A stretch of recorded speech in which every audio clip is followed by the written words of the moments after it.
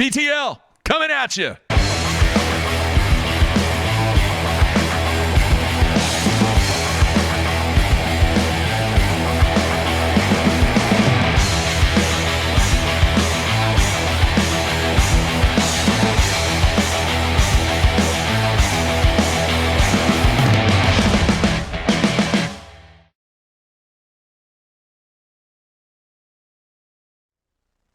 Good Monday, everybody. We are back. Yes, as you look at a live shot via Skype of Matthew Pangrak doing a little reading there. We are back. It is Monday, and we're going to talk bass fishing and anything else that we want to talk about. Matthew, how you doing?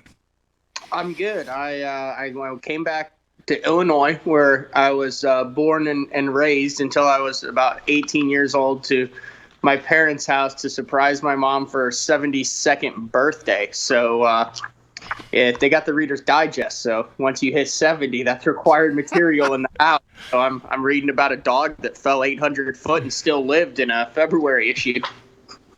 Wow, I'm not too far away from that, man. How old are you? 55? 56.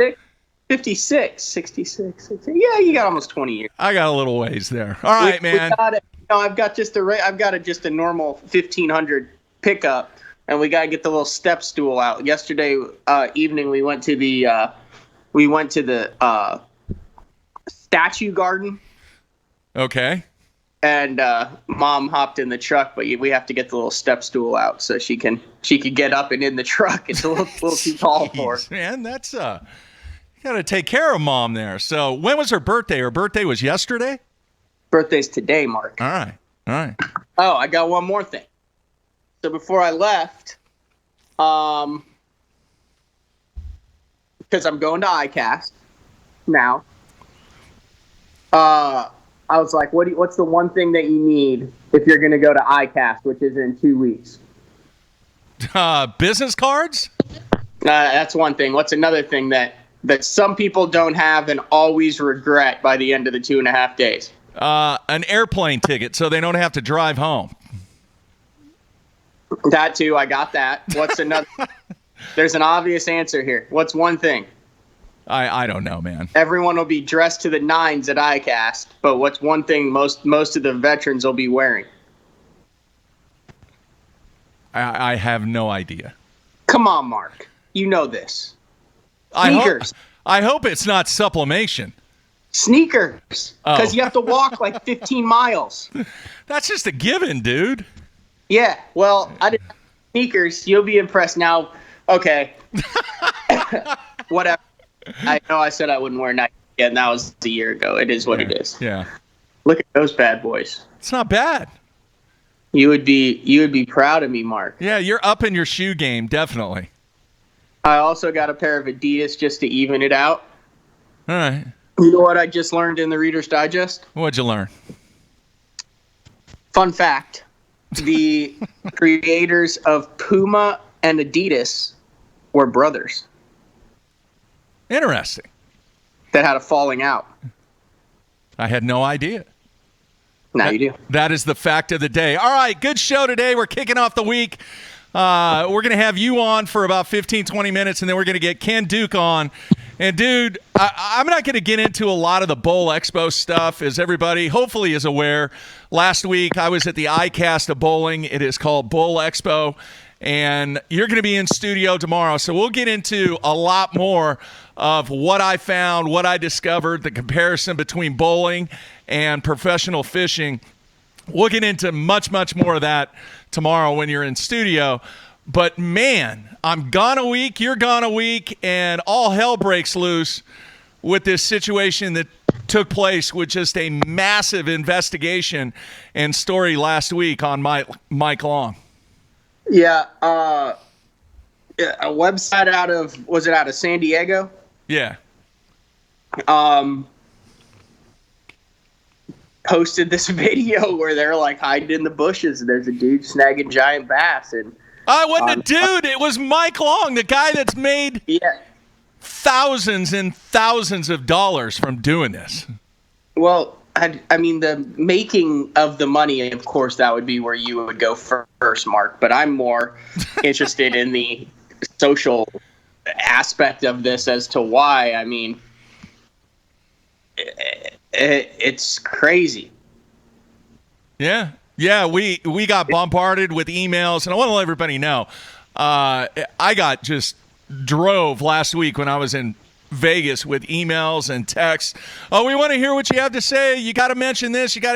This was the talk of the bass fishing world last week. Forget about everything else that was going on. This was the story. It was, and here's the thing, Mark. I feel like I can talk, and you can talk fairly educated about a wide variety of topics in bass fishing and the professional bass fishing industry. But this whole California record deal, Mike Long, there's like a little niche out there in California that I don't want to say it's like a club, but it's really kind of hard to get in and really hard to understand if you're not from there. So I basically know what the rest of the country knows outside of California.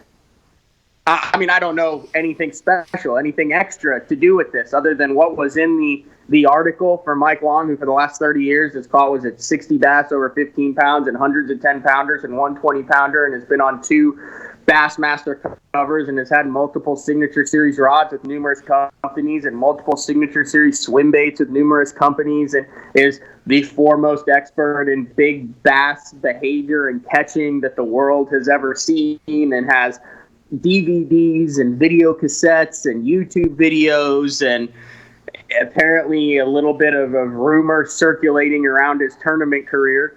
I mean, that's all I know. That's what 99% of the world knows. But apparently, there were some rumblings, some rumors out there that have been persistent. I found some sites dating back to 2010 that, hey, this guy's a little sketchy. You might want to check him out. And then, I mean, who knows why they picked this day, or maybe it was just because it was right before ICAST. But what is it, Sandy SD Fish? Yeah, I think so. And Kellen Ellis is the man that penned this story and did a lot of this investigation over 2 years. And I want to say this, Matthew, real quick. I did reach out to Kellen to try and get him on the show. All right? And I tried multiple times. And I did finally get a response from him, and I want to read the response. This was a text that Kellen sent to me. It says, "Hi, Mark. Says, sorry it's taken me so long to get back to you. I've been absolutely nuked with phone calls and requests for interviews. As of right now, I'm going to politely decline while I try to weather this storm and decide what I'm going to do. I'm going to eventually talk with you." Sounds like he lived fairly close to me. He actually lives in Texas and not California now. So maybe we can get together, but someday we will discuss this. Right now, I'm going to decline. Thanks for reaching out. So I'm sure he's being bombarded. And I would think, it's funny, Matthew. You tell me I go down the money path all the time, and then I would go down the money path. Dude, the guy has made an enormous amount of money based upon what he's done. That story, the video, everything that's said, I'm sure somehow, some way, this is going to end up with it being a legal matter. And I think that's why everybody is shutting up and not saying anything. Yeah, I mean, I thought the interesting thing was that everyone has noticed is Mike Long's social media accounts, website, Facebook pages, Instagram. It was gone, which isn't a good look. No. I mean, if you're going to fight it.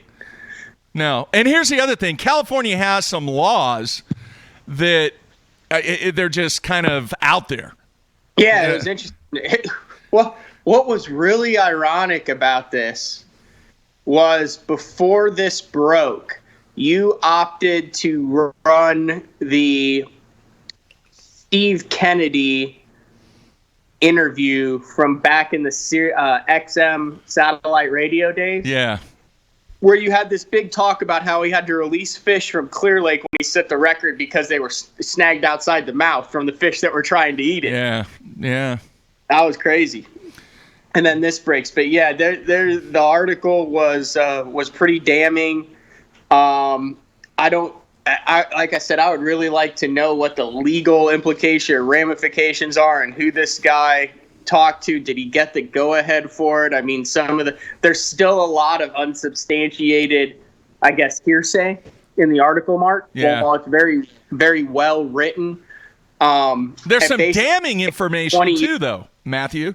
What's that? There's some damning information also, though. Yeah, absolutely. I mean, but what I'm saying is, can you prove it? A lot of the damning information was, so-and-so said this. Yeah.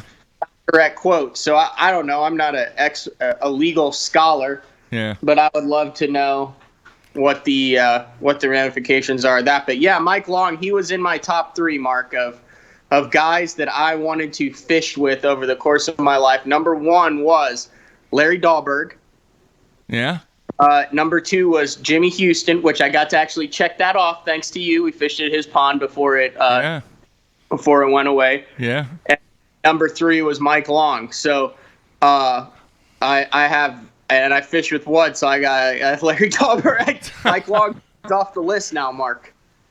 Yeah. But it'll be interesting to see what Ken Duke says. He interviewed him. He's done some articles with him. He's done.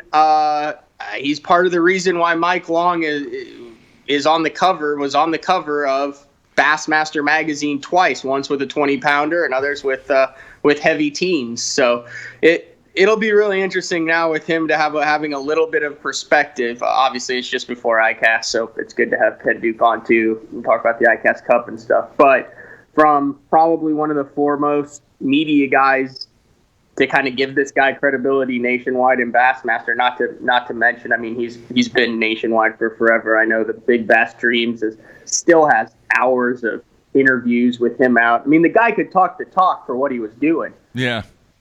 I mean, he could really talk the talk.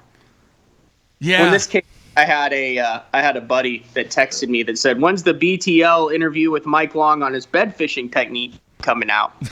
I answered, I said, "Yeah, man, we'll probably have to wait until next year again." We got through another spawn because I'd always said, "Man, I really want to get Mike Long on to talk about it," and then I saw that he was being a little bit facetious in those comments, but. Hey, let me ask you this, Matthew. I saw some posts on some message boards, and I don't know, maybe social media. I don't look at that stuff, so I have no idea. But on some of the message boards, they were comparing this to Tony Christian. In your opinion, which was worse? Is this worse than the Tony Christian situation? The longevity of this, and obviously we're talking about Tony Christian, the guy. I think he won the All-American. He jumped onto the scene. He won like 7 of his first 12 tournaments. It was unbelievable. And then the rumor has it that FLW caught him red-handed and said, "Listen, get the hell out of town and never come back, and this will go away because we don't want it and you don't want it." And he said, "Okay." And I mean, the guy's been living in the Bermuda for the past 30 years with a fake mustache and gold rimmed glasses. But I think the Mike Long one is worse because he, quote unquote, fooled so many guys for so many years. I mean, the Christian thing, if you look at when he started catching him in his tournaments to when he got caught to when, I mean, it was fairly short, Mark. I mean, It was a couple year span. This Mike Long was a generational figure. I mean, he was revered by anglers older than him and by kids. And kind of what he said went, especially for those that were outside of that kind of Southern California circle, that just took everything that he said, at face value. So I definitely think the Mike Long is a bigger, because then it comes down to part of it, like, I mean, he was snagging fish or doing whatever he was doing, not for tournaments at the end or anything. He's just doing it to keep his brand, I guess.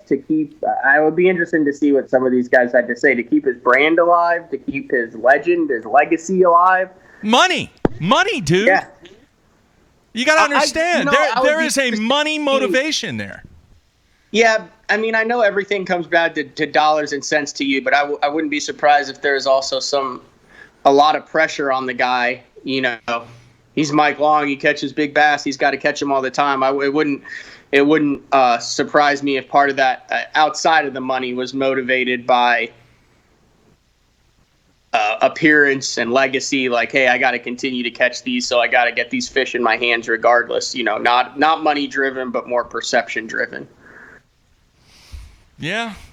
Sad deal, man. We're going to see what happens, whether or not this thing develops as I believe it will develop. I think you're going to see some legal it's going to be a legal mess in this whole thing.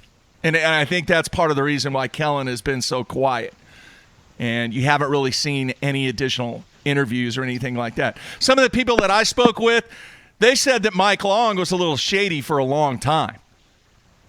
Yeah, not just some of the people. Like I said, Yeah. I've dug up. You can find on message boards going back 9, 10, 11, 12 years. Yeah. Where people are on there like just blatantly calling them out. And it's been a well-known fact among a lot of the people in California. Now, let me ask you this, Mark. Let's say, as the owner of Z3 Media and the Bass Zone and creator of Bass Talk Live, let's say you got your hands on some of this information before it all went public and stuff. Just like this guy from San Diego, now lives in Texas, did with his website. It is SD Fish, right? Yeah, I think so. Yeah, that's where you can see all this stuff in the video. Just Google Mike Long bass fishing. It'll pop up too on Google.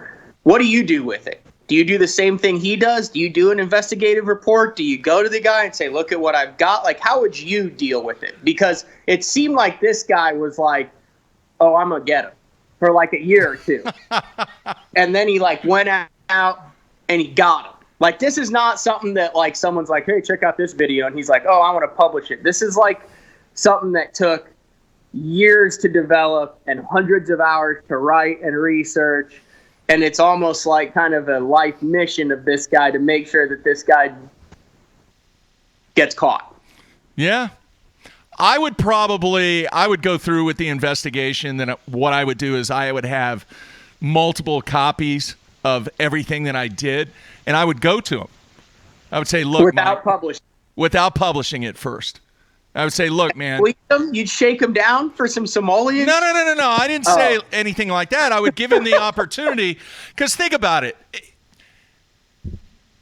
Anytime that I have found something out in my, 20 whatever years of doing this, one thing that I've always done is I've always went to the person, to the company, to the man, woman, whatever it is that's involved in this situation, and say, look, here's what I found. I'd really like go to Mike and say, look, I got this thing in the queue. I'm 2 clicks away from it going live, but yeah. I'm gonna let you be the one to have the option. Now, do you think he deserved to even have that option? No, after blatantly lie and deceive and cheat people for so long, maybe he deserved to get absolutely drilled. No, I'm not saying that. Oh, he's going to get drilled no matter what. But what I would do is I would say, look, man, here's what I got. You want to see it? I got multiple copies. All right, here, you can keep this copy, but what I need and what I recommend for you is you need to come out with a statement. You can go ahead and you can call your attorney. You can do whatever. Hours. Yeah. Now, this is the other element of it that I've never seen a company deal with it like this. I think it was Eris Rods. Is that right? I don't remember. And I'm on my phone right now. I can't check. If it's not, I apologize. I'm 95% sure. They put a Facebook post out with a treble hook right through the fiberglass blank of their Mike Long Signature Series rod that said, we're no longer associated with them, and they're actually donating the rods to a kids fishing charity. They're not even selling them wholesale. Wow. Yeah. I think, however, that his Signature Series rod, and I got a chuckle out of this, is like an 8-foot extra heavy with like a 4-foot butt on it. So now you're going to have a bunch of 10-year-olds just swinging these monster musky fishing rods. Wow. But hey, it's the thought that's there. I mean, just the way that his current rod company tackled it, approached it, Yeah. It was awesome. And they even like linked the article and the video and said he duped us, blah, blah, blah. Done. Gonzo. You know, here's the thing. He hasn't denied anything. You haven't seen a word from Mike Long. And what I thought about, because this guy's name's kind of been out in the news lately, was Lance Armstrong. You know, what did he do? He denied, and then finally it came out, yeah, I did it. Yeah. That's a great comparison, the Lance Armstrong comparison. Yeah. I mean, I would put in the bass fishing world. Now, I'm not talking the strictly tournament fishing. In the bass fishing world, I would put him on the Lance Armstrong level. I agree. I mean, he's right up there. He's doing stuff. 60 over 15 pounds? Let's get real. I'm with you, You know man. what I mean? Is there anything wrong with that? I think even as compelling as the story and the investigation was, you go to him and you go, look, dude, you got caught with your hand in the cookie jar. Here's your options. This might be even worse than Lance Armstrong, because at least Lance Armstrong was still winning the damn race, Mark. Well, he was pretty successful. This guy wasn't even winning the race. He was like doing the drive the van to the end, hop out, pour some water on you to make it look like you're sweaty, and then go across the finish line. Yeah, I'm sure that's good, Matthew. I'm sure we're going to talk about this tomorrow once again when you're in studio, but there's several other things that we need to get to, and then here momentarily we're going to have Ken Duke on. You're going to go away. I'm going to have Ken Duke on live via Skype, and we're going to get his take on this situation. But there were a couple of derbies taking place last week also when all of this madness broke. Cliff Pace getting it done on the BPT, had over 81 pounds and captures his first BPT victory and $100,000 in a very, very fine performance there by Mr. Pace. Yeah, absolutely. If they're going to keep it with the every fish counts format like they seem hell-bent on doing, they got to do it this way, Mark. They got to do it on the 3 different fisheries. We did not see guys let up on Winnebago. We didn't see guys let up on whatever lake they were on before this, and we didn't see guys, let up yesterday, obviously, because it was the final day. But the 3 different lake format, if it's everything that's a good-sized rock bass or above goes on the scale, 3 different lakes, Mark. Yeah, it's pretty cool. And then over on the FLW side, a couple of stories there. Casey Scanlon gets it done. He's been on this show multiple times. His victory on Lake Champlain, spent the entire tournament down in Ticonderoga focusing on largemouth, and he has just a little bit over 76 pounds to get the victory. Yeah, awesome. The guy has come exceptionally close on the Elite Series. I was thinking back to the 3rd place finish that he had on Bull Shoals, where he was stroking the mustard tube, almost won on smallmouth there. And then goes to Lake Champlain. Tyler Stewart leads the first 3 days, and you watch Casey just consistent. Ticonderoga, a massive player in this deal. I think Thrift were the only guys who wasn't in Ticonderoga who had a top 10 finish, but very well deserved for Casey. I mean, there's a few guys out there that you kind of openly root for that I do, and I've hung out with Casey a lot, and the dude is ate up with it. Totally deserves this win.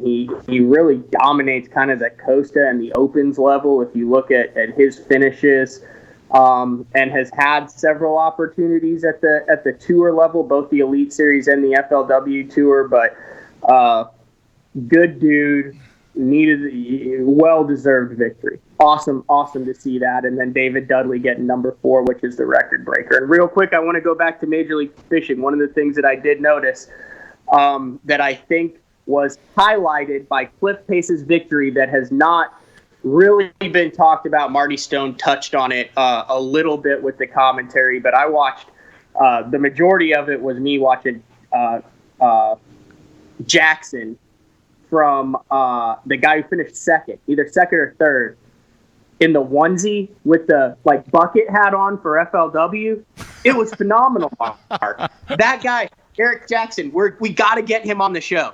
A breath of fresh air in the fishing industry for how he dealt with FLW Live in his first top 10 ever. It was pure magic.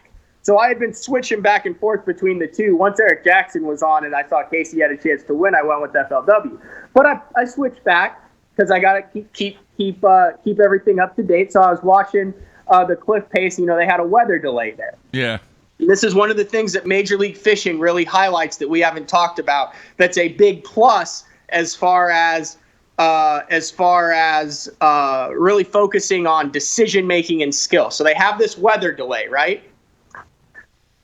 So in a normal tournament, an Elite Series or FLW, there is no such thing as a weather delay, and the guys would just fish and all this. So they have this weather delay, and the anglers on the final day have two options. Jacob Wheeler opts to go under this bridge, and he was kind of in the lead. He was right there. He opts to go under this bridge and thinks that the largemouth are going to play when they come back. And Cliff Pace opts to take advantage of the windy conditions and go offshore and start throwing a jerkbait for smallmouth because he thinks that's what's going to play.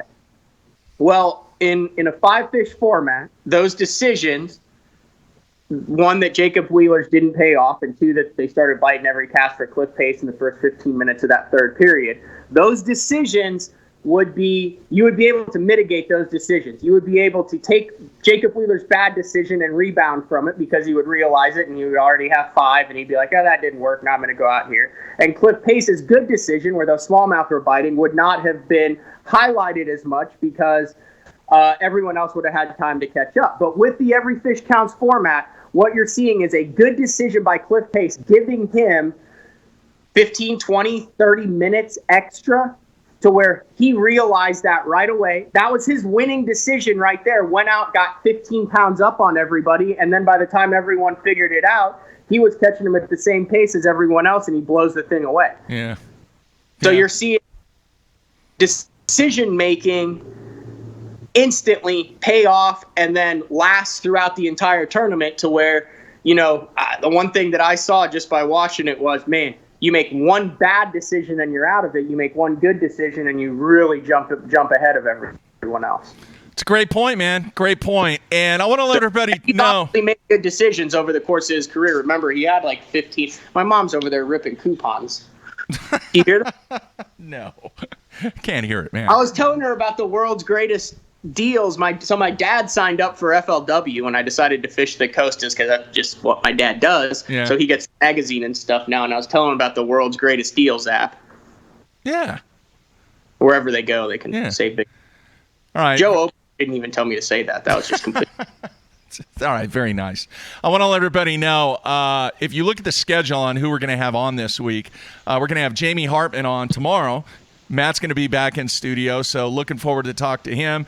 And then originally I was going to have Bradley in studio on Thursday because you are going to be absent on actually Wednesday, not Thursday. Bradley is going to be rescheduled for Monday, so he's going to be in studio a week from today. So on Wednesday, I'm actually going to try and get Cliff on and also get Casey on, and I'll just fly solo on Wednesday. So that's kind of the plan there. All right, Matthew, anything else? No, I got to give it to you. I believe that before we left, as we were preparing for the FLW on Lake Champlain, that you picked David Dudley, who was in a 1-point battle with John Cox for the FLW Angler of the Year title. I think you picked him. They both made the top 30 cut. John Cox did not catch him on day 3, and David Dudley gets number 4. Yeah. So congratulations on your pick there. That was a no-brainer when you look at what Dudley's performance is on Champlain over the years. Yeah, he had a few subpar performances, but Dudley, magnificent on Lake Champlain. All right, real quick, Matthew. Yeah, hey, we're gonna get into a lot of the Bowl Expo stuff, but I do want to mention a couple of things here real quick. I got to see people that I haven't seen for 40 years, and we're gonna get into it tomorrow. Do you know who Randy Peterson is? Name ring a bell at all? Yeah, he's the guy who does the Fox. He does the commentary. Yeah, we're going to talk a little bit about Randy tomorrow. I actually played basketball against Randy. He was also a teammate of Leon Wood, who was an Olympian. He played for the 76ers. At one time, he held the California State scoring record. Big time, dude. Do what? How's this? Tomorrow, I'm bringing in a stopwatch. You get one segment to talk about Bowlatron or Bowlathon or the bowling bonanza, whatever you want to call it. You get all your stuff crammed into a 15-minute segment. You can talk about your Randy Peterson and your turkeys and your six-baggers and your Monty stories and how amazing it is back in the day. And then we get 45 minutes of fishing because I feel like you could drag this thing out. And while I find it interesting, I want to save you from as much hate mail as possible. I know. I get it, dude. I'm not going to. For you, Mark. I am not going to drag it out. All right, 15, 20 minutes. I'm cool with that. But I do want to mention a couple of things before we let you go, and then we're going to get to Ken Duke. One, I asked 10 touring professionals. 10 touring professionals. Do you know who Kevin Van Dam is? How many do you think said, yes, I know who Kevin Van Dam is? None. 2 of them. 2. Okay. Yeah. And the only reason I say none is because I don't think that any of the fishing guys could name bowling guys. I disagree. We will find out. You don't think that people out there know who Dick Weber is? No. Even though he's dead, but no. I might take a bet on that. That's a bet we might have to tee up because I think you're not giving these guys enough credit. I really don't. All right, we'll see about that. And then the last thing today that I'll say with you from Bowl Expo is we talk about Jason Belmonte numerous times on this show. He is the greatest bowler of modern time. He is a two-handed player. Who else is from Australia that we know? Carl Jacobson, correct? Yep. And how many times when Carl's on this show do we ask, hey, man, do you know Jason Belmonte? he gets irritated with it. He gets irritated with me, not with you. So I actually spent some time with Jason Belmonte, and he had some well wishes for his fellow Australian out there on tour. And when we break from you, I'm actually going to cue up the video that I sent Carl. And did he answer, or was he too busy weightlifting? Probably too busy weightlifting. I didn't do it until late last night, so I haven't heard from him. All right, pretty cool. Did you kind of go fanboy at Bowl Expo? You could admit it if you did a little. No, I really didn't. Oh, I don't know. I saw the picture you got with Jason Belmonte. I know at ICAST you would never be like, oh, Kevin Van Dam. Hey, will you take a picture of me with Kevin Van Dam? Yeah, that was my fan moment. All right, because I had a fan moment at Bowl Expo. I did have a fan moment. You were that guy where there was someone somewhere going, "Come on, get this guy's photo out of the damn way so we can get our work done." Yeah. Who let this guy in? No, he was really, really cool, dude. All right, and I will say this: very, very few quantities of sublimation at Bowl Expo. The only guys wearing sublimation were the players themselves. That's it. Everybody else was either in a button-down, a polo, shirt and tie, suit, casual business. It was very impressive. Very, very impressive. Very distinct characteristics to identify who the touring pros were. So we'll get into that more tomorrow. Good stuff. A lot of comparisons, dude. Numerous comparisons with the bowling industry and the fishing industry, and I will not bore people for more than 15, 20 minutes tomorrow. All right. Anything else, man, before we take a break? Matthew, and come back with Ken Duke. To see what Ken Duke has to say about Mike Long and kind of his involvement with the Bassmaster deal back in the day, and then what he thinks about ICAST. But I'm really interested to see because I think he did a little bit of work with them. I'm not saying, Mike Long was Mike Long way before he was in Bassmaster, but I remember those iconic covers because when they came out in the 2000s, we still had the internet and everything, but that was when you still waited for your Bassmaster magazine, and here's a dude with a freaking 20-pounder on the cover, and you're just like, oh my God. I know. Pretty cool That's stuff. What you get on AOL Instant Messenger, and you're like, did you see the Bassmaster cover to whoever else was? Yeah, on the 56K modem. There you have it. Yeah. All right, Matthew, looking forward to having you in studio tomorrow. We will get more into what's going down, and we're going to have so much to talk about. You got 20 seconds? My dad got me something that's pretty cool. Yeah, what'd he get? I got to go get it. I'll be right back. All right, eventually we are going to get to Ken Duke, folks, so thanks for being a little patient. What's he doing?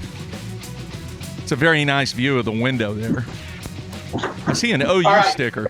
All right, what do you got? So apparently he got me, they were giving these out at the Classic. This is the exact replica of Manubu's world record bass. And then he mounted it on styrofoam, and then he cut it out of the back with information on it on the back. Very nice. Yeah. So, I mean, this is like the size of the stuff that Mike Long was snagging. Is that actual size? Yeah, that's actual size. I think they were giving it out at the Classic this year. That's kind of cool. Yeah, I'm going to put that up over my deal. I mean, look at the size of that. There's a lot of surface area there, Mark. Yeah, that's massive. Massive. All right, man, be careful coming home, and look forward to having you in studio tomorrow. Much, much more to talk about on a Tuesday. So we're going to take a break. We're going to go to the Jason Bellamonte video and then come back with Ken Duke after the break. Matthew, be careful. I'll talk to you tomorrow. Folks, we'll be right back. See you, Mark.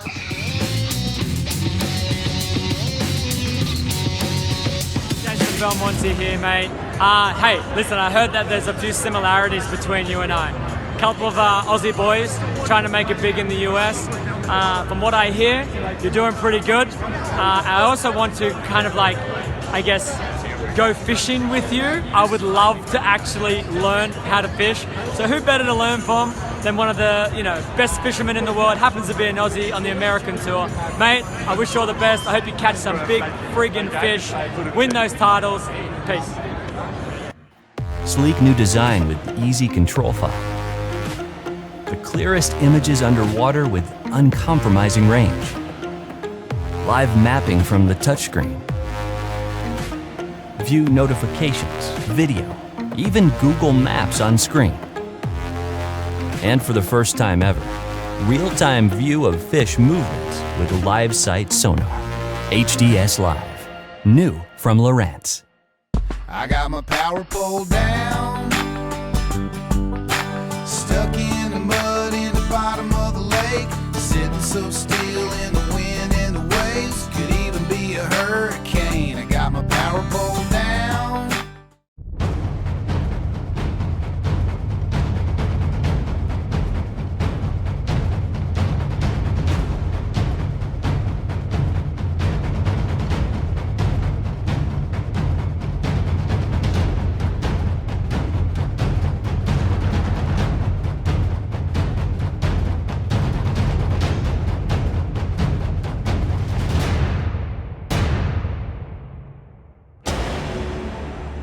AFCO has a new foul weather rain suit called the Hydronaut. A lot of the features that I really like about it first is the speed vent hood. If it's raining out, how a person gets wet is when you run down the lake and the hood comes down. With the speed vent hood, it's going to stay up. It has a camera mount in the pocket on the chest. The Hydronaut has a 2-layer, 100% waterproof nylon shell. If you're interested in a rain suit that has a lot of cool features that's going to keep you dry, you need to check out the Hydronaut from AFCO.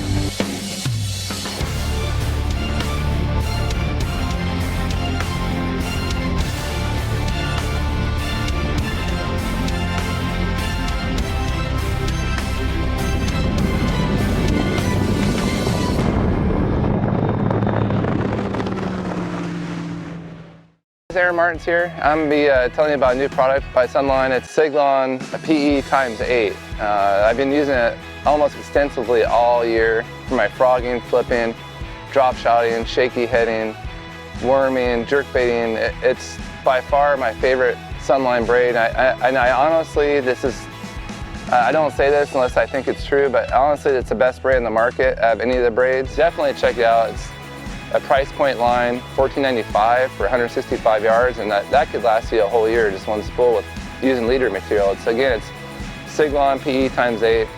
It's my favorite braid, and I think if you use it, it'll be your favorite braid too. Blue Water by TH Marine, offering LED lighting solutions for your boat, trailer, truck, ATV, and so much more.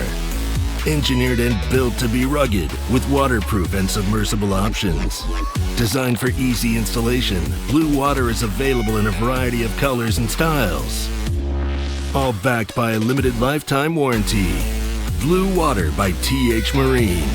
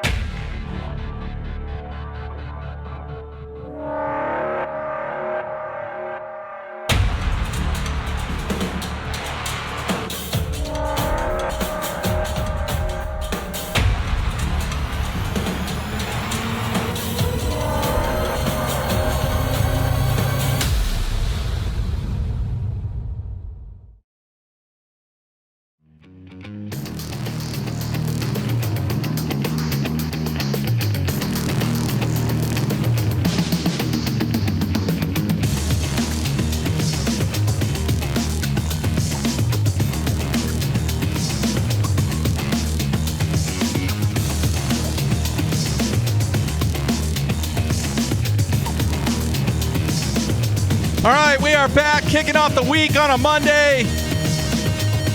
We are so glad to be back in studio. Matthew, he will be back in studio tomorrow. And we are ready for our special guest. We're going to have him on live via Skype. Guy that I admire a ton. I call him a bass historian.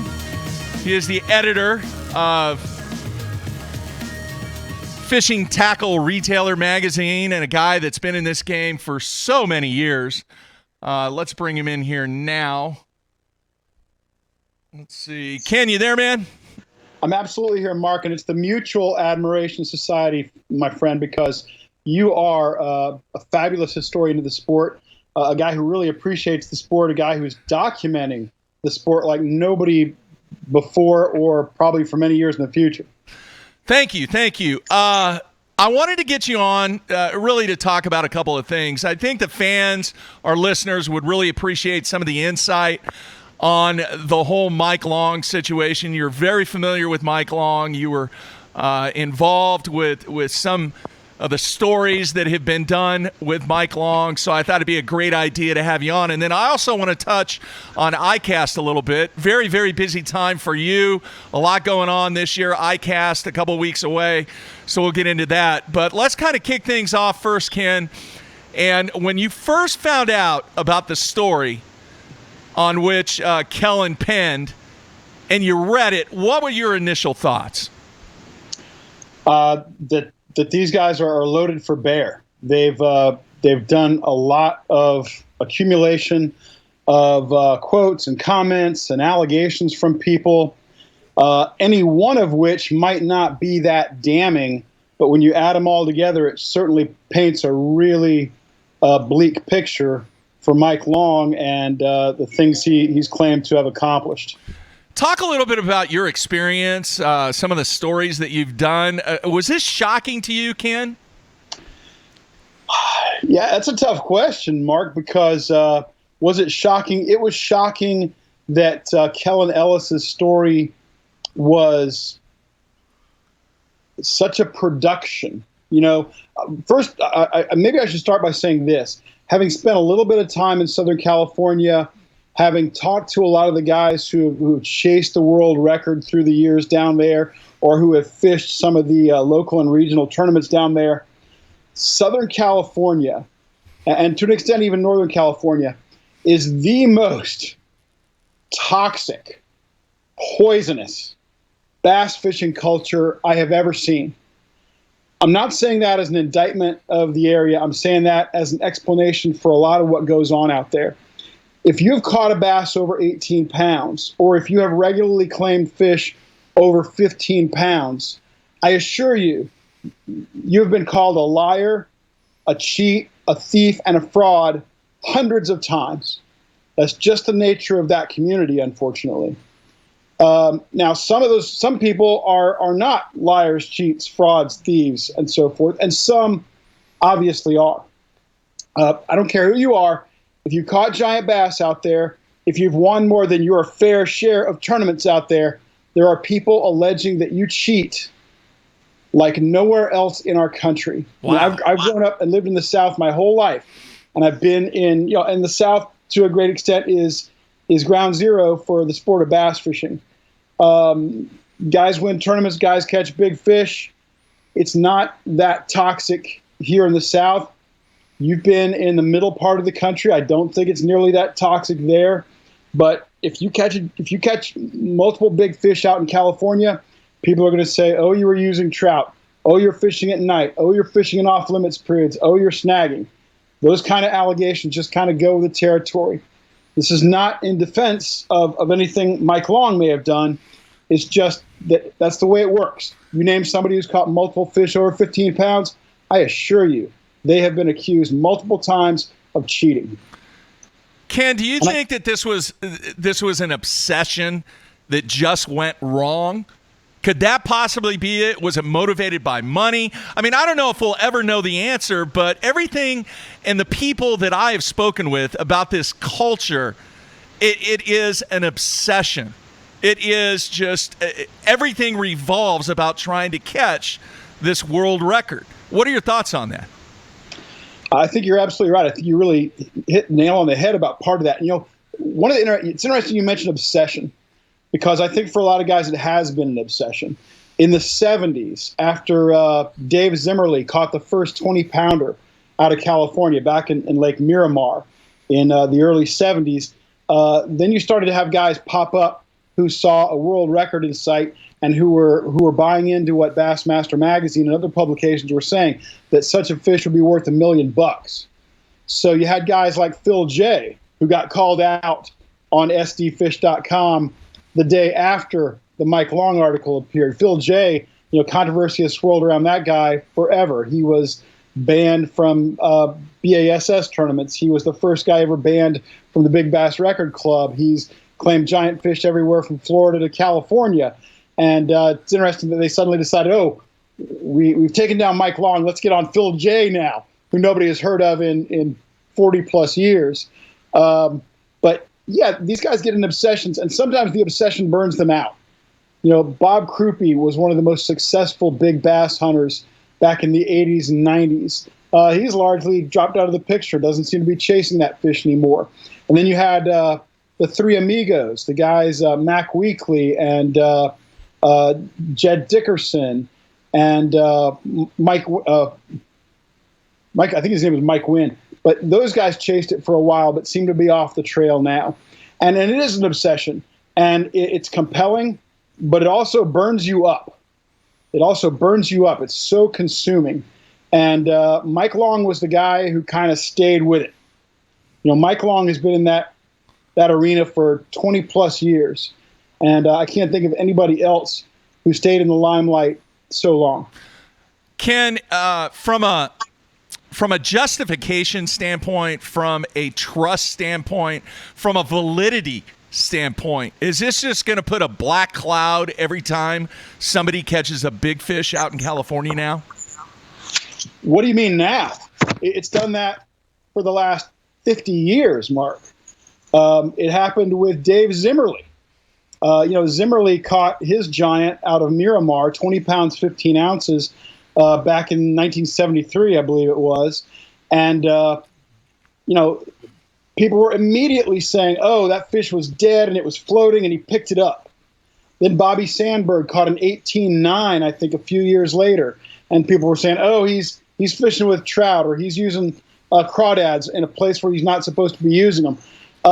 Every fish over about 18 pounds that comes out of California, maybe less, is called out. People allege that it's a fraud and a cheat. This is not going to change that. What I hope is it's going to make people, more reluctant to try something underhanded or unfair. I hope it's not going to keep people out of the limelight if they catch a fish legitimately and do things the right way. So the conversations and the interviews that you had with Mike Long, what was that like? Mike's a very loquacious guy. Mike, well, first of all, let me say this. There's been a couple of eras of Mike Long's career, and I enjoyed working with Mike. I'll say that. I enjoyed working with Mike, and he's a guy who, for the first 10 or so years of his prominence in the big bass world, was pretty closed-mouthed, pretty secretive about how he was catching fish. And he said he was doing it, to protect his interest in catching a world record or to protect his success in tournament fishing and so forth. He was a tough guy to get on the phone. He wasn't big on sharing tactics. But then about 10 years ago, he got caught in one of the incidents that was mentioned in Kellen Ellis's article, where he claims he swapped out a photo because he didn't have a photo of one of his lake records. And that's his defense there. Of course, Kellen Ellis and others are saying that he knowingly used the wrong photo, never made an attempt to set the record straight on that, and was fraudulently presenting himself as having caught a particular lake record out there. Anyway, 10 years or so ago, Mike Long decided to be a lot more forthcoming about things. And that's about the time that I started to work with him. At the time I was with BASS, I was doing a podcast with Steve Price that we called the Bass Reporters. We would interview Mike occasionally, especially after he had caught a giant fish or after Carita caught his new world record, things like that. And Mike and I did a 10-part series on how to catch the best fish of your life. And the information was kind of generic, but we were trying to make it generic for the entire country. Easy guy to work with, a guy who likes to talk about fishing. He was interested in taking a bigger role in the bass industry, finding a position maybe somewhere within the industry, and seeing where things might take him at that point. Of course, that's not happening now, of course. And he even got discouraged at the time because what he found was you might have caught all these giant fish, but that doesn't mean anybody necessarily wants you to design baits for them or things like that. Do you think this is worse than the Tony Christian situation? Wow. That's the name that immediately popped up for me, and as well as Lance Armstrong, which I heard some of the conversation you had with Matt a little earlier, and I think you guys are on it. The Tony Christian situation, of course, I know your viewers and listeners are familiar with Christian, but back about 2003, 2004, Christian was winning everything in sight in FLW and catching all these giant fish. He was later disqualified and banned for life by the organization, but no one at FLW and nor did Tony Christian ever come out and explain exactly what was going on. In that situation, it was weird because Christian's in a boat with another angler, a co-angler. And as far as I can recall, Mark, and your memory might be better than mine on this, none of his co-anglers were able to point to anything and say specifically, yeah, this guy's cheating, and here's what he's doing. All that happened was apparently FLW confronted him. And this is best of my recollection. He decided to take the punishment, and he has largely disappeared from the bass fishing world in that time. Is this worse than the Tony Christian thing? Tony Christian was duping people out of a good deal more money. If Mike Long is guilty of these things, and if Tony Christian is guilty of those things, neither of these guys has been charged with criminal activity. Neither of these guys has been proven guilty. So I want to be careful about what we say on that. Christian was involved in a lot more money in that way. Long's involvement lasted a lot longer, was somewhat different. It involved some tournaments, but largely it was a prestige thing that was also being translated into some sponsorship money and things like that. Tough call. What are the long-term effects on the California scene and really the quest to try and catch the world record fish? I'm not sure it'll have any long-term effects because I'm going to put on a hat I don't have, actually, my biologist hat. I'm not a biologist. I have a degree in political science, English, and I have a law degree.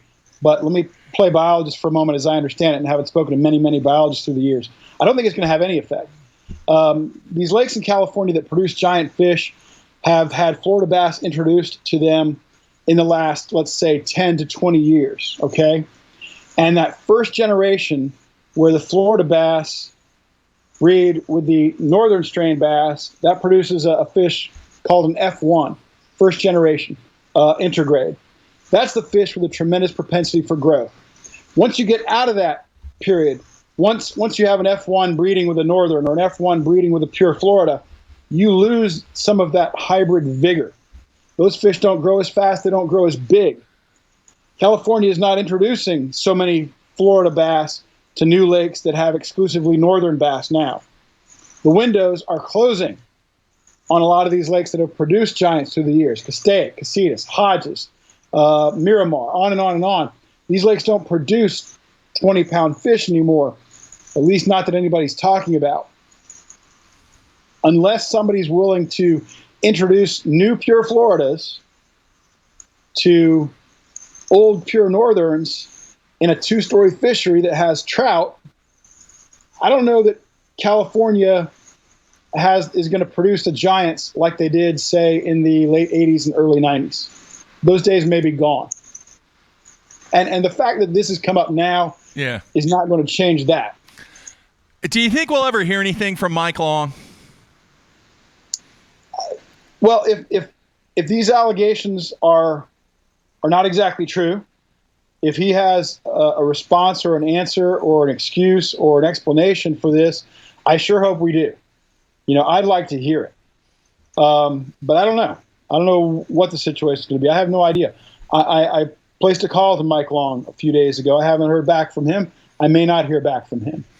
I don't know what's going on there. I don't pretend to have any insight.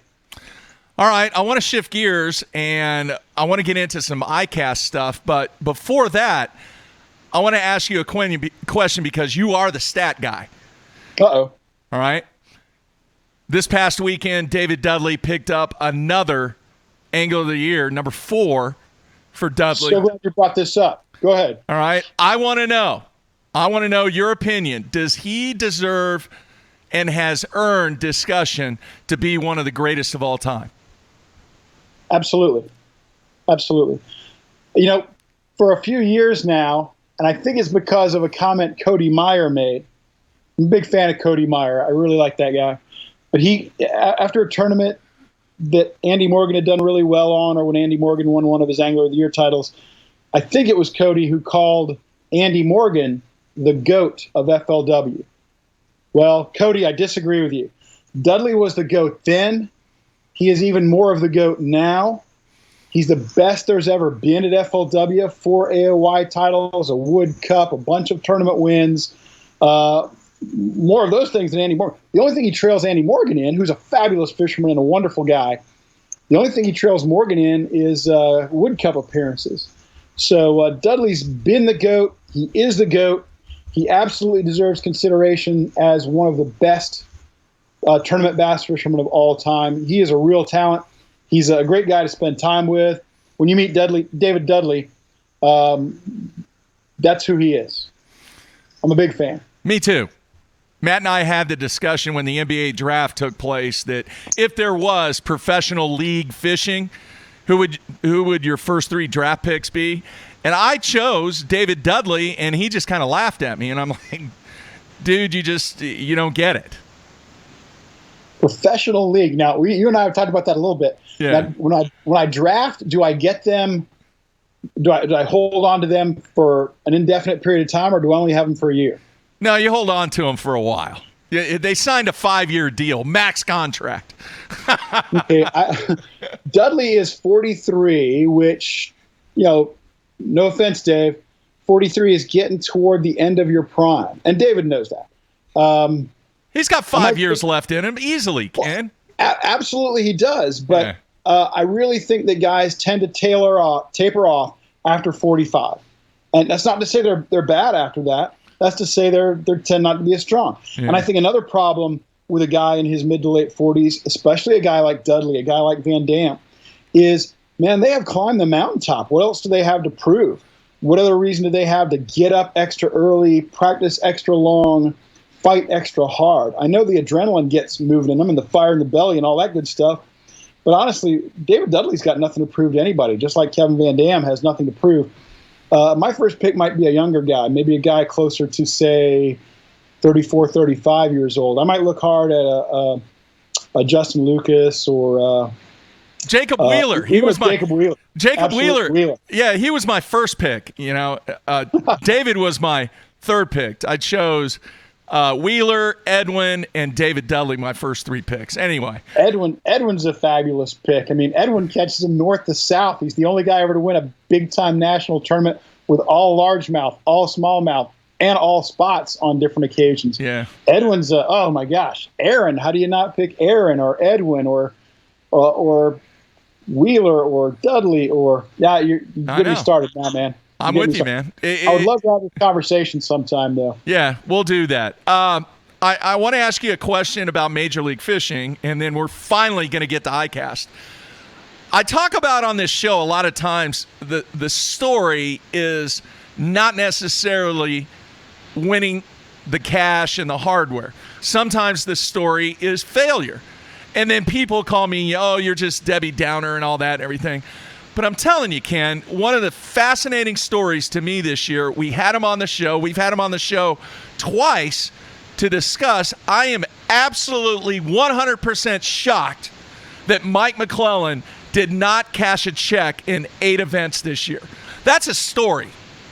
You're absolutely right. It is a story. And, one of the things I think that when I think Mike McClellan and I think that MLF format is, I remember back in Mike's Elite days, and Mike has the record for most consecutive competition days without ever zeroing.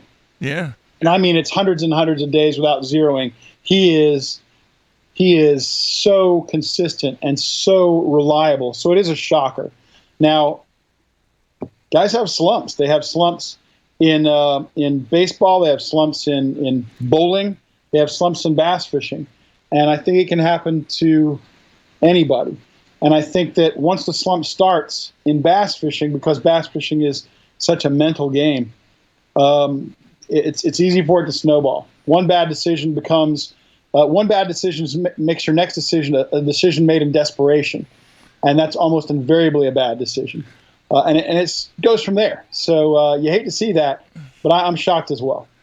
Unbelievable. I really, really admire a lot of Mike's accomplishments throughout his entire career. I mean, he's got multiple blue trophies and has just had an outstanding career, and I'm just thoroughly shocked. The other thing is, too, the realization is for a number of guys, and we're going to try and get a breakdown by tomorrow, a lot of those guys, their season's over. They're done. They didn't qualify for the Red Crest. They didn't qualify for a Cup event. It is July 1st, and their season's over. It's kind of like the days before the Elite Series, when everything was front-loaded. And if you couldn't catch them in the spring and you couldn't catch them sight fishing, you were done because the tournament season ended in May. Yeah. It's an interesting way they handle their season. It's going to be interesting to see what they come up with to make it compelling, to still be interested in Major League Fishing during their lengthy off season. Yeah, it presents a lot of questions, and I think some challenges as well. All right, Ken, a lot of excitement for ICAST this year. It's a couple weeks away. What can you tell the listeners and the viewers what we can expect for some of the things that are going to go down at ICAST this year? Oh, tough question. The honest answer right now, Mark, is I really don't know. And I won't know until I walk into the new product showcase on Tuesday night. Come on, Ken, you got some insight there, dude.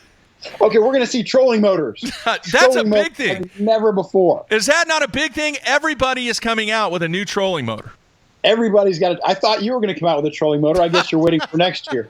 But yeah, we're going to see trolling motors from Garmin, Lowrance. I thought we were going to see a trolling motor from Power Pole, but apparently it's not quite ready. So we won't see that at ICAST, but maybe at the Bassmaster Classic or maybe ICAST 2020. But yeah, that's going to be a big deal, obviously, is trolling motors and electronics. The advancement in electronics for the last, 15 years has been outrageous. When you think about how long we dealt with, well, guys our age, we dealt with things like flashers and then paper graphs and then, LCD graphs and then the stuff we see today, it's outrageously different and better. And, I want to do a story one of these days on how the advancement in electronics has hurt so many anglers' careers. But yeah, we're going to see big advancements there, always expecting big things from Humminbird. In the electronics area of late, you and I go back long enough that we're used to everybody chasing Humminbird, Lowrance, Garmin, but now there are so many players in that area, and they make a lot of great stuff. Of course, we're going to see stuff in the lure arena. My local fishing buddy is Patrick Sabile. Patrick lives in the same county I do, and we go fishing together. And the only early ICAST stuff that I've had a chance to actually fish with has come from Patrick, and it's quite exciting. Always we're going to see stuff from the Pradcos and the Pure Fishings of the world. Strike King is going to have a lot of stuff that's very interesting. Z-Man, tremendously innovative company.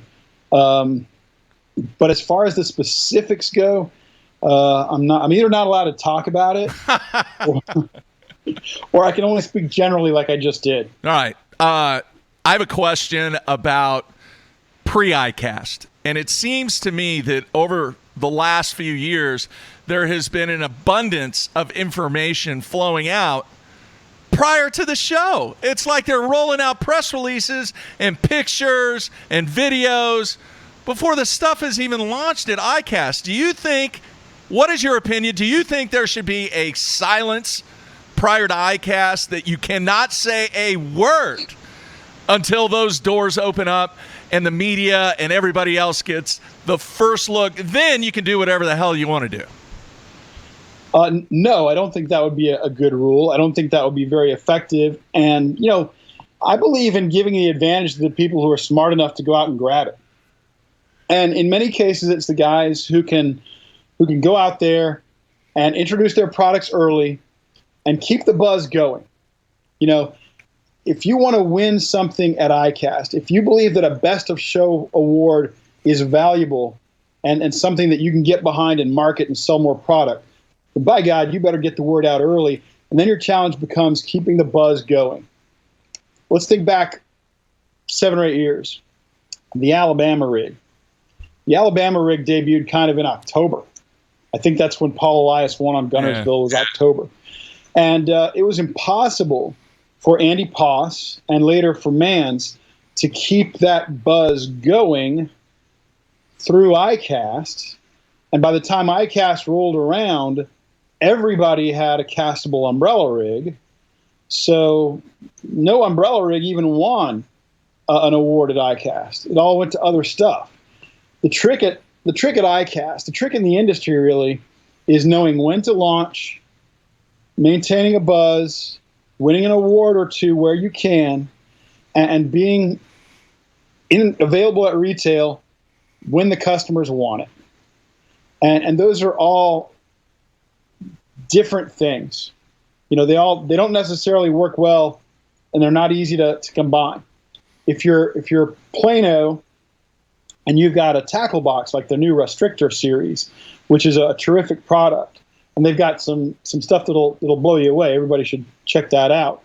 Or if you're Tack Logic, their lure lock system, then those kind of things you can control the timing and stuff. But with lures and perhaps even rods and reels, you can't necessarily control much about the timing about when the buzz starts. Now, backing up a moment and trying to address your question more directly. If you want to win an award at ICAST, you better not wait until the show opens to start telling people about it. you better have them looking for it at the new product showcase where the votes are tallied for these awards. You can't vote unless you walk into that new product showcase area. So you better have the word out so that people are on the lookout for your item. A lot of companies, and I advise this very strongly, a lot of companies that are introducing new products have a press conference immediately before the new product showcase opens. Not 3 or 4 hours before, but I mean 30 minutes or an hour before. I recommend they have their press conference, because you want your media people who are going to vote to walk out of that press conference and into the new product showcase looking for your item and voting for it. So you want to get that word out early. I've been invited, you've been invited to dozens and dozens of different press conferences and press junkets out on the lake a day or two before the day that the new product showcase opens. You got a lot of folks fighting for your time and ultimately fighting for your vote. All right, I don't disagree with that at all. I think you're 100% right. The point that I was trying to make is you have to build up. I agree with that totally. Throw stuff out there that builds up, that creates this mystery, creates this anticipation of seeing whatever it is that they're showcasing at ICAST. Don't show the product, though, is what I'm saying. Because here, Kenny, hear me out on this. The expectations of the buildup is going to be one of two things. Either you're going to be disappointed or you're going to be enormously fired up. But the mystery, the buildup of the mystery. Here, I'm going to throw out an example. A good example, I know it's not a product, but what I'm saying is, you look at any of the organizations, tournament organizations out there that are doing live during their tournaments, okay? If they continue with live all the way up until the weigh-in, why the hell do I want to watch the weigh-in when I already know what happened? What happens if they cut it off at 11 o'clock? Ooh, I don't know what's going to happen. I don't know what the result is. There's mystery there. There's drama. There's expectations of, did my guy win? Did my guy falter? I'm going to watch. I want to know what happened. The mystery is there. So now if you've got this great crankbait that is revolutionary, you've done something that nobody else is doing, you put together this campaign that builds up to the debut and the launch of this brand new crankbait. Is that just too much old school, or do people just want to force feed and throw it out? Here's what this new crankbait looks like. Make sure you come by and see it. Am I off base here, Kenny? No, you're not. But let me throw a slightly different angle at that. That's where the art of marketing comes in, because you got to figure out that timing. You mentioned cutting off the live leaderboard thing at 11. Okay, that's great. But another guy says, oh, no, you should cut it off at 1. Another guy says, no, you shouldn't even have it on the final day. Yeah. It's all about timing. So when I introduce that new crankbait, maybe I think I should introduce it in March. You think I should introduce it physically at ICAST. We're debating little nuances here. We're debating a little bit of timing. We're not debating how. We're debating timing. And I think it all depends on whatever mountain you think you have to climb. And you mentioned crankbait, and that's a really cool example here, because you and I have walked into the new product showcase at ICAST and seen a lineup of hundreds of hard baits, many of them crankbaits. When you look at these items, most often you can't tell what they do. You can't tell what their action is. That's a great point. I need that advanced marketing. I want that underwater video. I want it so I can tell what's special about this bait. So that when I later go to the new product showcase and I see that bait, I say, oh yeah, there's the thing that can dive to 35 feet on a long cast, and it has this amazing wobble to it, and I want to vote for that. You gotta, if you're a marketer, it's up to you to figure out what your hurdle is and then figure out the best way to attack it. And the reason I need multiple views of that before I walk in and vote at ICAST is because I might miss the first 3 times you throw it out there. I might not catch it until much later down the road. So it's up to the great marketing people of our industry to figure that out. Luckily, it's not up to me. I'd probably screw it up. No, man, that's why I'm asking. I'm not saying this is the way that it should be done. I'm just saying in the past, there was a lot of buildup to what companies were launching at ICAST. Now it just seems like the trend is to just throw as much information out there that by the time you get to ICAST, you know everything about what's being launched. That's the point I'm trying to make. Let me throw another wrinkle into that I think explains it a little bit. Look at some of the companies out there that do put out a lot of releases that are really strong about getting the message out there. Whether you're talking about a Humminbird or a Plano or a Z-Man or whoever it might be, they've got a lot of releases going out there. Well, if you're competing with them and you're seeing your email box filling up with their releases every day, I think it's very easy to say to yourself, oh my God, I'm already falling behind. I better get something out there. And so it feeds on itself. And I think that's also part of the issue. But when you see companies like Humminbird, I mean, Humminbird won 8 straight electronics awards at ICAST. That's outrageous. And that, a lot of that is my friend Jeff Kolodzinski, who handles a lot of the marketing for them. So a lot of people copy what Colo is doing, and hope it works for them, and it will. It will. And the guys who are successful are the ones who can stay a step ahead of the rest of that marketplace. All right, I'd like to know if you know this number. It can be an estimate. I'm just curious. It seems like the industry is being dominated by the big box stores as a whole, okay? Let's just call them mom and pop tackle stores. About how many of those exist in the nation, Ken?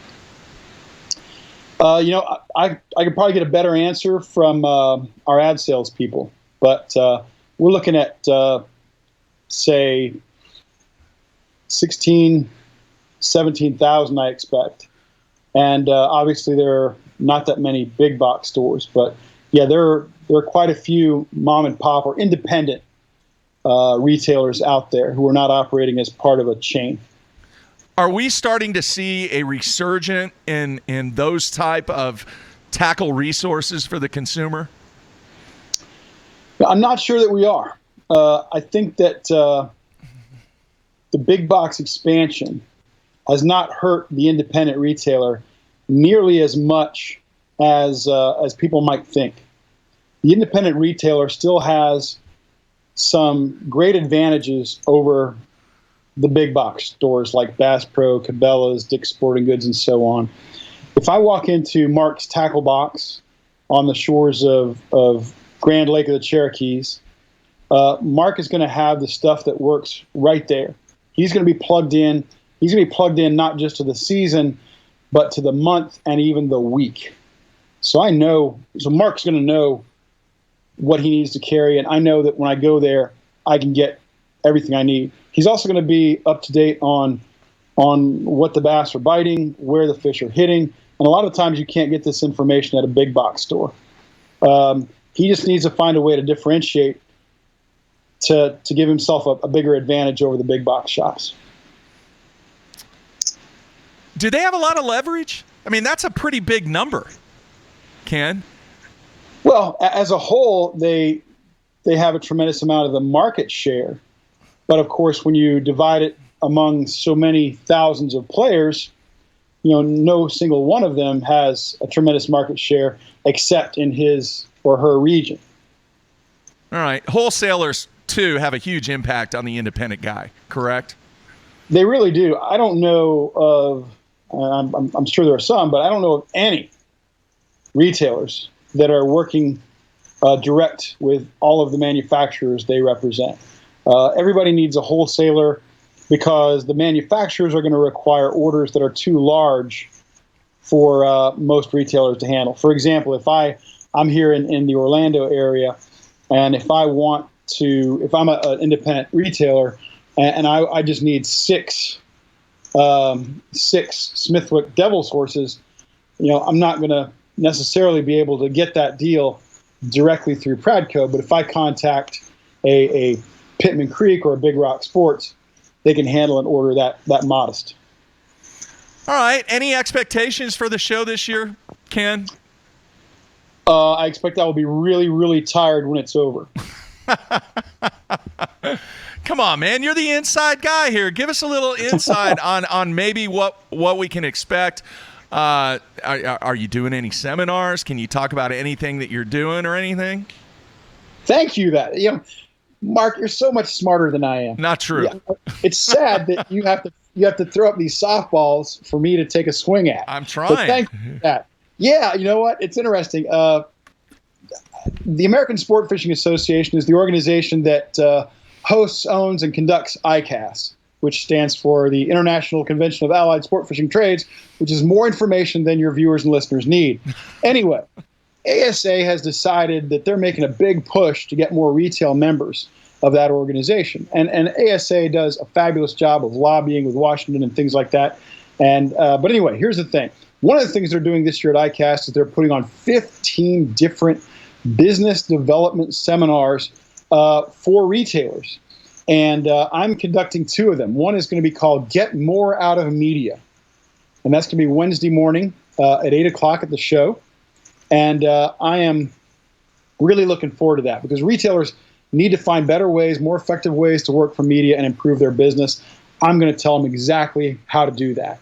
On Friday morning, I'm going to be part of a seminar on advertising. If you're a retailer and you want to learn more about how to budget for advertising, how to spend on your advertising, how to find out if your advertising is working and measure your advertising, and what types of advertising are available to you, then I hope folks will come to that one. It's not restricted to only retailers. It's primarily geared to them. But if you're a manufacturer who would benefit from working with media or a manufacturer who would like to learn more about advertising, we hope you'll come out to those. And there are 13 other seminars. I'm not trying to dissuade you from any of those, but just be sure to come to the ones I'm doing. There you have it. All right, last ICAST question. Do you think we'll ever see a time where maybe the ASA says, you know what, we're going to give 500 lottery tickets to the general public to come in and actually take part in walking around the convention floor and see what ICAST is all about? Interesting question. Great question. I'm on the trade show committee for ASA, which is ICAST. And I have friends who are on the board of directors, and things like this get discussed. On Friday at this year's ICAST, the show is going to be open for high school and college bass clubs that have applied, or fishing clubs that have applied to get in. They're going to go through an orientation process so they know how to conduct themselves on the floor. But that's a little bit of what you're talking about there. As far as making lottery tickets available to the general public, I'm not sure that's part of the mix yet. But it's interesting.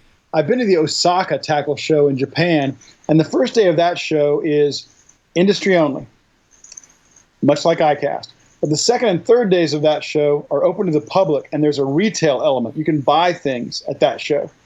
And it's a small show relative to ICAST, but on the second and third days, they move hundreds of thousands of people through that show.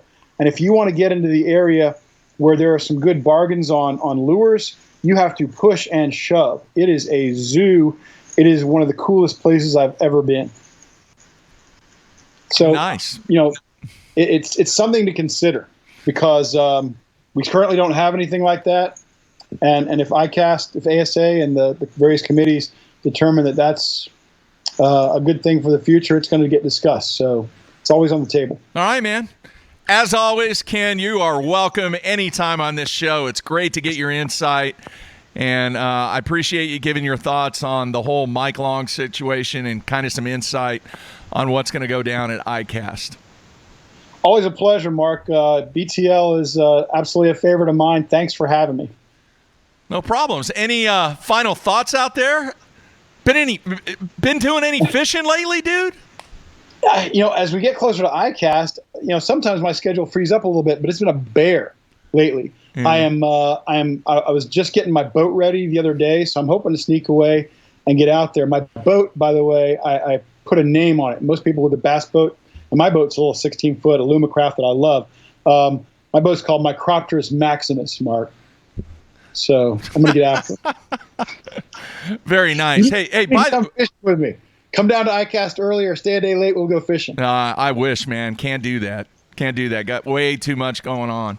Wish I could, but here in Oklahoma, I just saw when I got back from Vegas last week, the 4 of the main fishing and recreational lakes are still like 25 feet up. I've never seen anything like what has taken place here in Oklahoma.